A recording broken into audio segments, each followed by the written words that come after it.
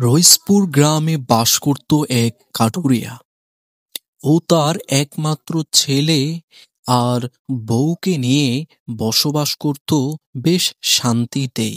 জঙ্গলে কাঠ কেটে জীবিকা নির্বাহ করে সেগুলো দিয়ে তার ফ্যামিলি সংসারকে বেশ খুশি রাখত। তার পেশাই ছিল জঙ্গলে কাঠ কাটা আর জীবিকা নির্বাহ করা। জঙ্গলের হিংস্র প্রাণী বাঘের আক্রমণ উপেক্ষা করে প্রতিদিন সে জঙ্গলে গিয়ে কাঠ কেটে এনে তার পরিবার পরিজনকে বেশ সুখে রাখে। গ্রামের ছোট্ট একটি হাট ছিল, সেখানে গিয়ে সে লাকড়িগুলো বিক্রি করে তারপর সেই টাকা দিয়ে তারা তাদের ফ্যামিলি সংসার চালাতো। বাঘের যে উৎপাত বেড়েছে, মানুষ কাঠ কাটেও শান্তি পাওয়া যায় না, সারাদিন আতঙ্কে থাকে। ঠিক বলেছিস রে ভাই, সারাদিন বাঘের গর্জন শুনেই কাঠ কেটে বাড়িতে ফিরতে হয়, কিছু আর করার নেই। বাবা, আমি আগামীকাল থেকে জঙ্গলে যাব তোমার সাথে কাঠ কাটতে। তুমি কি আমাকে নিবে? না রে বাবা, তোর এখনো ওরকম বয়স হয়নি জঙ্গলে গিয়ে কাঠ কাটার। তুই আরো বড় হ। তুই বড় হলে দরকার হলে আমার সাথে গিয়ে জঙ্গলে কাঠ কাটবি, তখন আমি বাধা দিব না, ঠিক আছে? না বাবা, আমি অত শত বুঝি না। আমি কাল থেকে তোমার সাথে জঙ্গলে কাঠ কাটতে যাব। বাপ ছেলের কথা শুনে ঘরের এক কোণ থেকে বেরিয়ে এলো তার মা।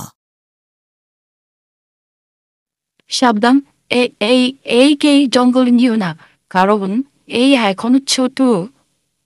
বাবা, তুমি বড় হলেই তারপর তোমার বাবার সাথে গিয়ে তুমি কাঠ কেটো, এখন যেও না। তোমার এখনো ওরকম বয়স হয়নি, ঠিক আছে? তুমি বাড়িতে থাকো, পড়াশোনা করো।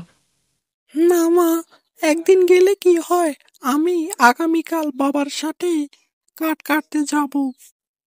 ছেলেটা যখন এতবার করে বলছে, দেখা যাক তাহলে কালকে তাকে নিয়ে যায়। একদিন নিয়ে গেলে তো আর কিছু হয় না, একদিন যাক, ঠিক আছে? আচ্ছা, তোমাদের বাপ ছেলের কথাই রাখলাম না হয়, ঠিক আছে, যেও।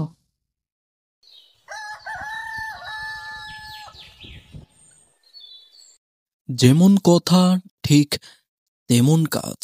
পরদিন সকালে বাপ বেটা দুজনেই কাঠ কাটার উদ্দেশ্যে জঙ্গলের দিকে রওনা দিয়েছে। গ্রামের এঁটো পথ ধরেই জঙ্গলের দিকে রওনা দিয়েছে তারা, হুড় হুড় করে। প্রতিদিনের মতো কাঠ কাটার আওয়াজটা হুট হুট করে শুরু হয়ে যায়। জঙ্গলের বেশ গভীর থেকে সেই হিংস্র প্রাণী বাঘের আওয়াজ মিটিমিটি করে শোনা যাচ্ছে। তারপরেও তা উপেক্ষা না করেই কাঠ কাটা আরম্ভ করলো বাপ ছেলে। হঠাৎ করে ফাঁসের জোপটা নেড়ে উঠলে এক ভয়ঙ্কর আওয়াজে, যা ভাগের আওয়াজ ছাড়া আর কিছু ছিল না। পিছনে তাকিয়ে তারা দেখে আসলে হিংস্র একটা বাঘ তাদের দিকে তেড়ে আসছে। কিছু না ভেবে তারা বাপ ছেলে দৌড়ানো শুরু করলো। পিছনে তাকানো দূরের কথা, সামনের দিকে প্রাণপণে দৌড়ানো শুরু করলো তারা দুজনেই। দৌড়াতে দৌড়াতে তাদের মনে হচ্ছে কলিজা বের হয়ে আসবে। তারপরও তারা দৌড়ানিটা কখনোই থামতেছে না। তারা প্রাণপণে জীবন বাঁচানোর জন্য দুজনেই চেষ্টা করে দৌড়ানো শুরু করলো, পেছনে না তাকিয়ে সামনের দিকে দুর্বার দৌড়াতে দৌড়াতে দৌড়াতে থাকলেই তারা মনে হচ্ছে বাঘটি অনেক দূরে সরে গিয়েছে। তারপর তারা থামলো এক গাছের নিচে। বাবা রাতুল, তাড়াতাড়ি বাঘ আসার আগে এই গাছের উপরে উঠে পড়, আমি তোকে উঠিয়ে দিচ্ছি। তুই আমার কাঁধের উপর উঠবি, তারপর আমি তোকে উঠিয়ে দিব। তাড়াতাড়ি উঠিয়ে পড়, বাঘ এদিকে আসছে। আচ্ছা ঠিক আছে বাবা, তুমি আমাকে গাছের উপরে উঠিয়ে দাও, আমি তাহলে গাছের উপরে চুপ মেরে বসে থাকবো। অতঃপর ছেলেকে অনেক কষ্ট করে গাছের উপর উঠিয়ে দিল। বাবা রাতুল, তুই গাছের উপরেই থাক, সাবধান, গাছ থেকে ভুলেও নিচে নামবি না। যদি আমাকে বাঘটি ধরেও পেলে তাও না, চুপটি মেরে বসে থাক, এই বলে দিলাম কিন্তু। আচ্ছা ঠিক আছে বাবা, আমি এখানে বসে থাকবো, নিচে নামবো না, তোমাকে কথা দিলাম। গাছের উপর উঠিয়ে দেওয়ার পর বাবা তার ছেলেকে সকল প্রকার বিপদ থেকে বাঁচার কৌশল এবং সারা জীবনের কাঠ কাটার অভিজ্ঞতা যেগুলো আছে সেগুলো সব কিছু বাতিয়ে দেয় এবং গাছ থেকে না নামার প্রতিশ্রুতি দেয়। এরকম সময়ে হঠাৎ বাবা, বাঘ আসছে, বাঘ আসছে, তাড়াতাড়ি দৌড়াও। বাঘটি এক লাফে তার উপর চাপিয়ে পড়ে। শত চেষ্টা করার পরেও বাঘের হাত থেকে বাঁচতে পারল না। ছটপট করতে করতেই সে সেখানেই মারা যায়। বাঘটি তার ঘরদান চেপে ধরে খাওয়া শুরু করলো। কি ভয়ঙ্কর দৃশ্য! সেই ছেলেটি গাছের উপর থেকে বাবার মৃত্যু দেখতে পাচ্ছে। ছেলেটি গাছের উপর বসে বাবার জন্য অজরে কাঁদতে শুরু করলো আর বলতে লাগলো, বাবা,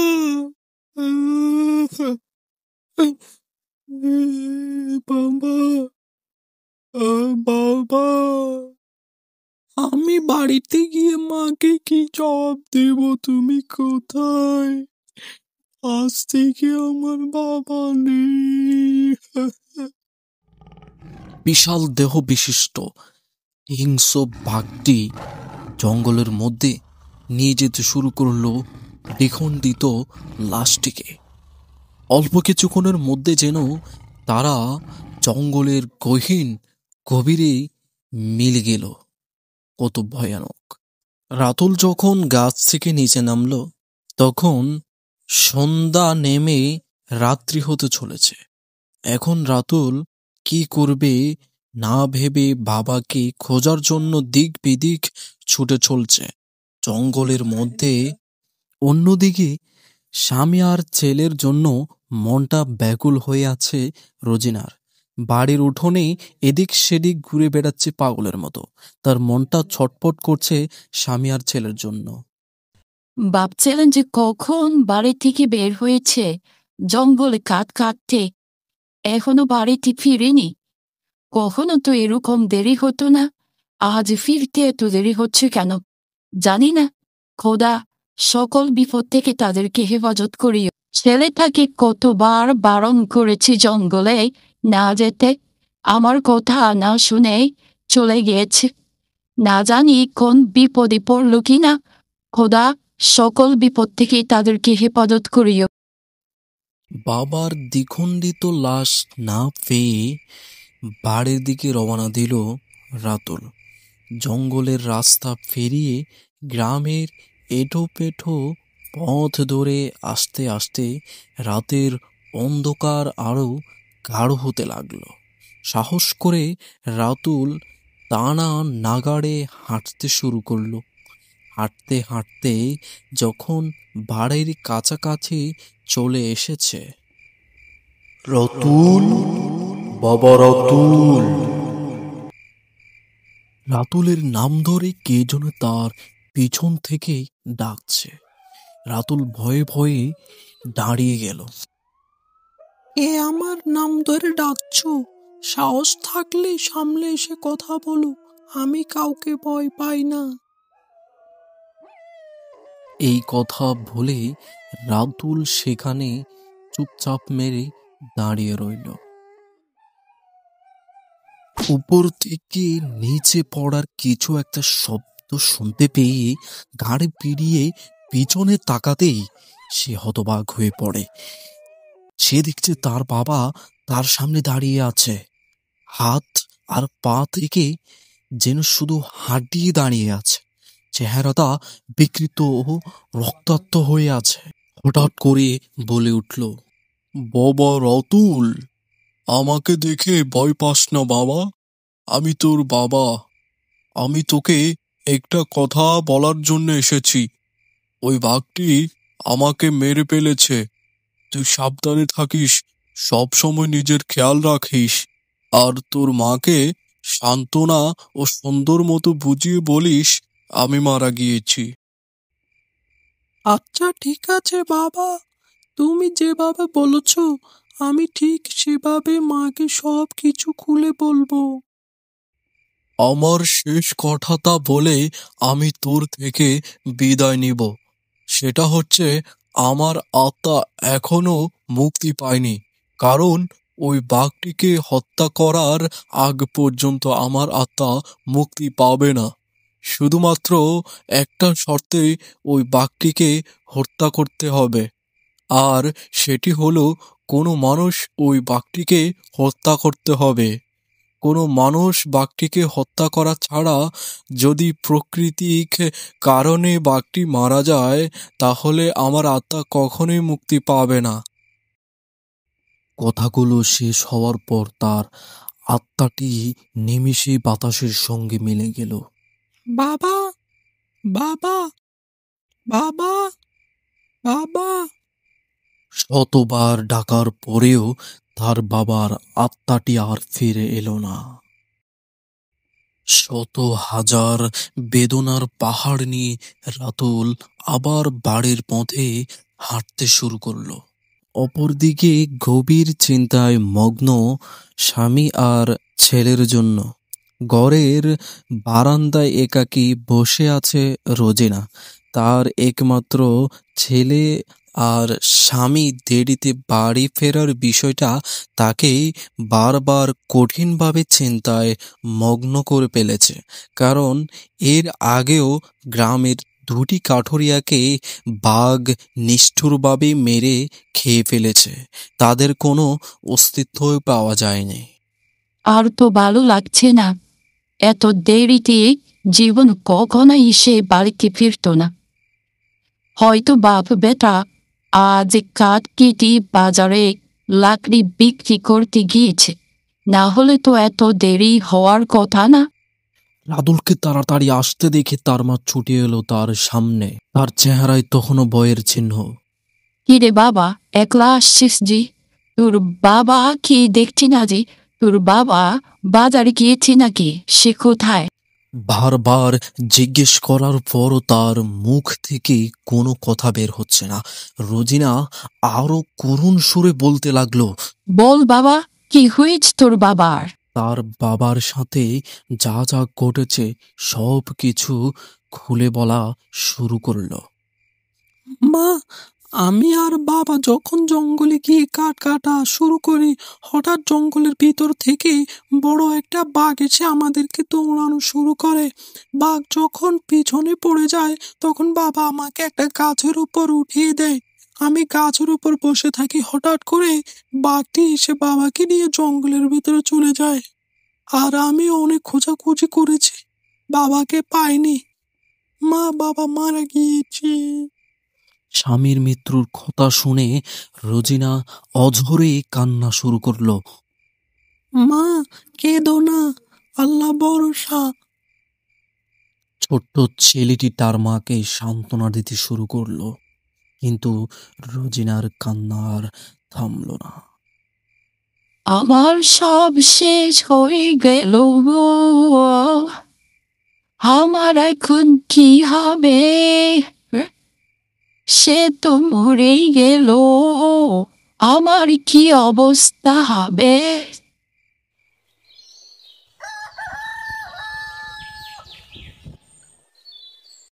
অনেক দিন হয়েছে বাড়ির খোঁজ খবর নেই না।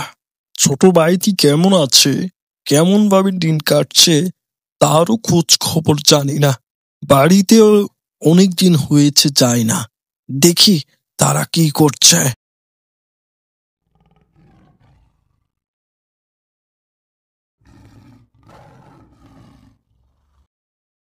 না না না, কিছুতেই এটা হতে পারে না। না, এটা একেবারে অসম্ভব।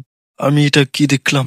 এখনই আমাকে তাড়াতাড়ি বাড়িতে যেতে হবে, দেখি আসলে বিষয়টা সত্যি কিনা। আমি তো আসলে হতবাক হয়ে গেছি, আমাকে এখনই যেতে হবে। আমি এখানে বসে থাকলে কোনো লাভই হবে না, আমি এখনই বাড়িতে যাই, দেখা যাক কি আসলে ঘটনাটা, কি সত্যি নাকি মিথ্যা। আমার তন্ত্র সাধনায় তো এটা মিথ্যা হতে কখনোই পারে না, দেখা যাক। মায়ের পেটের ছোট আপন ভাইটির করুণ পরিণতি দেখে সত্যতা যাচাইয়ের জন্য সাধনাস্থল থেকে বাড়ি রওনা দিয়েছে দরবেশ। দরবেশ যুগ যুগ ধরে অশুভ শক্তির বিরুদ্ধে কাজ করে আসছে। ভাইটির দুর্দশা দেখে সহ্য করতে না পেরে দুর্বার গতিতে বাড়ির দিকে ছুটে চলছে দরবেশ।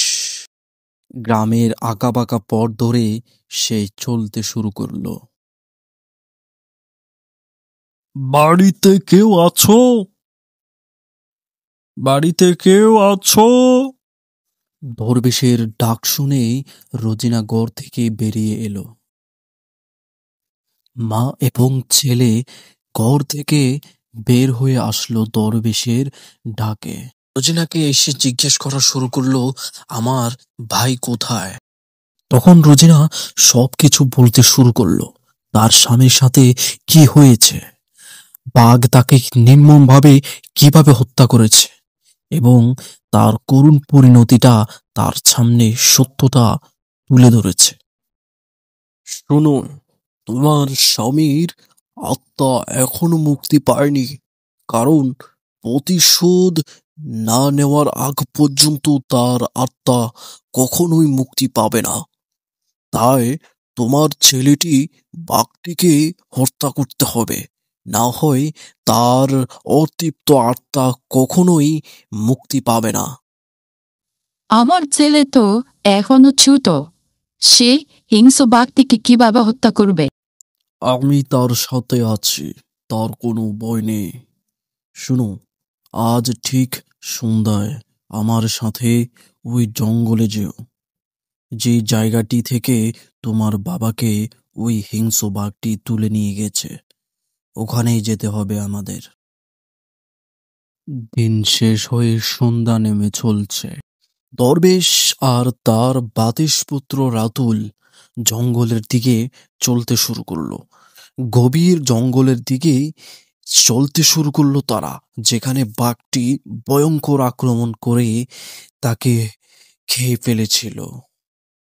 যেতে যেতে তারা জঙ্গলের কাঙ্ক্ষিত গভীর সেই জায়গাটির কাছে গিয়ে পৌঁছল। চারিদিকে যেন কি ঘুটঘুটে অন্ধকার, গা যেন চমচম করে আসছে। তারপরও তারা জঙ্গলের সেই জায়গাটিতে গিয়েই থমকে দাঁড়িয়ে গেল। রাতুল হাতের ইশারায় এই জায়গাটির কথা বলতে লাগলো। এই সেই জায়গা যেখান থেকে বাঘটি বাবাকে তুলে নিয়ে গিয়েছিল। এই কথা বলতে না বলতেই জঙ্গলের বেশ গভীর থেকে হিংস্র বাঘগুলোর গর্জন শোনা গেল। মনে হচ্ছে তাদের সামনে এখনই হিংস্র বাঘগুলো হানা দিয়ে উপচে পড়বে। দূর থেকে দেখা যাচ্ছে জঙ্গলের এক প্রান্ত থেকে অপর প্রান্তে ছুটে চলছে একটি বাঘ। দরবেশ আর রাতুল বাঘটিকে লক্ষ্য করে বাঘটির পেছন পেছন চলতে শুরু করলো। দরবেশ রাতুলকে বলল, এখানে থামো। অল্প কয়েক মিনিট চুপ থাকার পর পরিপূর্ণ প্রস্তুতি গ্রহণ করলো দরবেশ। বিটবিট করে কি যেন পড়তে শুরু করলো দরবেশ। وَنُنَزِّلُ الْقُرْآنَ مَا هُوَ شِفَاءٌ وَرَحْمَةٌ لِلْمُؤْمِنِينَ اللهم إنك দরবেশ তার চর্মচক্ষু খুলে দিয়ে গভীর জঙ্গলের দিকে তাকিয়ে পৃথিবীর সর্বশ্রেষ্ঠ মন্ত্র পড়া শুরু করলো। থামাথামি না করে এক টানা মন্ত্র পড়তেই থাকলো। চোখ বন্ধ না করে সাধনার তেজস্বী প্রবল শক্তি প্রয়োগ করা যখন শুরু করলো, হঠাৎ জঙ্গলের ভিতর থেকে হিংস্র বাঘটি গর্জন শুরু করলো। বাঘটি দরবেশের মন্ত্রের শক্তির প্রবল আকর্ষণে দরবেশের কাছে আসতে শুরু করলো।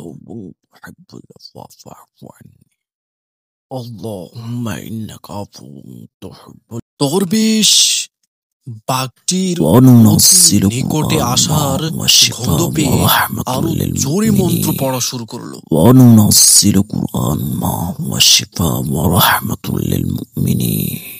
অন্যদিকে রাতুল এক পাশে দাঁড়িয়ে বিষয়টি অনুধাবন করা শুরু করলো। বাঘটি আস্তে আস্তে দরবেশের বেশ নিকটে চলে এলো। দুজনেরই সুরক্ষার জন্য মন্ত্র দিয়ে দরবেশ আর রাতুল তাদেরকে আতস্ত করে নিল। হঠাৎ করে বাঘটি আক্রমণ করার উদ্দেশ্যে দরবেশের উপর ঝাঁপিয়ে পড়ল, কিন্তু মন্ত্র দিয়ে বন্ধন করার কারণে বাঘটি শত হিংস্র আক্রমণের চেষ্টার পরেও রাতুল আর দরবেশকে কিছুই করতে পারছে না।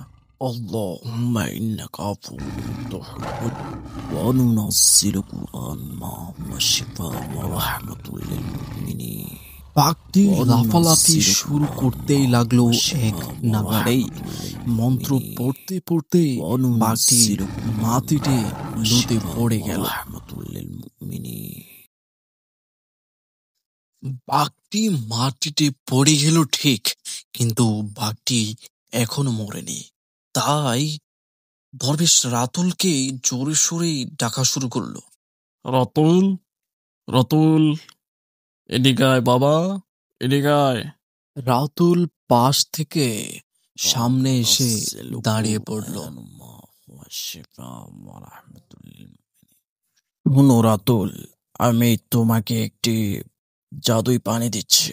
এই পানিগুলো বাঘটির শরীরের উপরে মেরে দিলে বাঘটি মারা যাবে। ঠিক আছে, আমাকে পানিগুলো দেন। রাতুলকে পানিগুলো দিয়ে দেয় দরবেশ। রাতুল পানিগুলো ছিটিয়ে দেওয়ার পর বাঘটি মারা যায়।